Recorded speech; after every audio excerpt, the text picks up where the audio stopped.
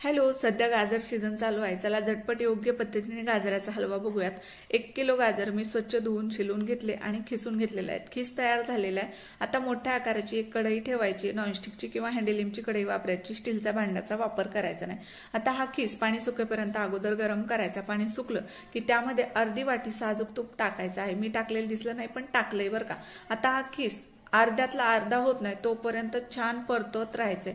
अर्धा ते पाऊण तास हा खीस भाजून घेतला की छान आपला हलवा तयार होतो आणि योग्य पद्धत हलवा बनवण्याची हीच आहे. आता यामध्ये तुम्ही डायरेक्ट साखर किंवा गूळ टाका. आवडत असेल तर दूध टाका, खवा टाका किंवा पेढा टाका.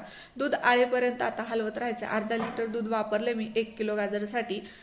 तुम्हाला आवडत असेल तर ड्रायफ्रूट सुद्धा टाकू शकता. तर चला, मस्त असा आपला रसरशीत हलवा तयार झालाय. त्यामध्ये साखर टाका आणि मस्त आता हा हलवा थोड्या वेळानंतर सर्व करा. बघा दिसायला किती भारी दिसतोय, रसरशीत झालेला आहे आणि चवदार. चला मग पटकन आता सबस्क्राईब